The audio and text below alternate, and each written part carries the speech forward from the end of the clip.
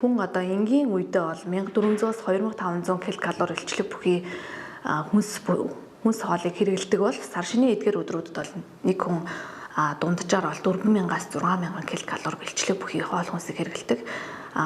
Ер нь бол нөгөө сар шинийн баярын өдрүүдэд нийслэл салаад болон майонез орсон бүтээгдэхүүн, өндөг орсон бүтээгдэхүүн, за дээр нь одоо маш махны хэрэглээ бол маш их нэмэгдчихэд.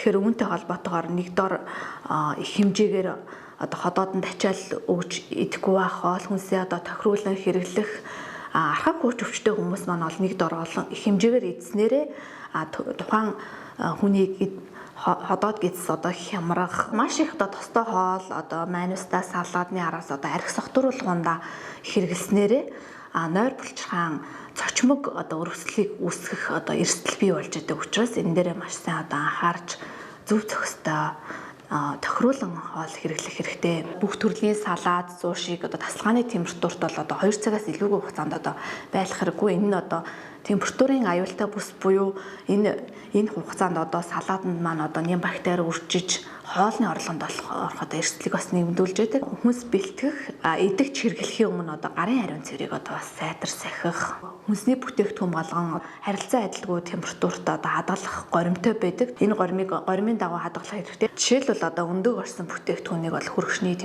температурт хадгалах, өндөг орсон салаатыг тасалгааны температур 2 цагаас илүү хугацаанд байлгахгүй бах, салаад 100 шиг одоо өдөрт нь шинээр бэлтгэж хэрэглэх. За хүнсний бүтээгдэхүүн худалдаж авахдаа хугацаанд дууссан болон хуучирсан бүтээгдэхүүнийг сонгож хэрэглэхгүй байх. Орой хугацаанд дууссан бүтээгдэхүүн бол тухайн бүтээгдэхүүнийг одоо устгал оруулах. Түүхий болон болгосон бүтээгдэхүүнийг одоо нэг дор одоо хүрэгчний нөхцөл хадгалахгүй байх. За эдгээрийг мөн нэг гамбанзан дээр хэрчгүй байх.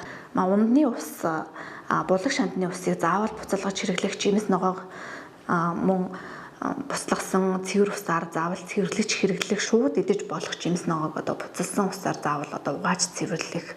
Хоол бэлтэх болон хоол идэхийнхээ өмнө гарын ариун цэврийг бас сайтар сахих хэрэгтэй. Сар шинийн эдгээр өдрүүдэд одоо архиа тохируулан хэрэглэж зөв зохистой хооллоорой.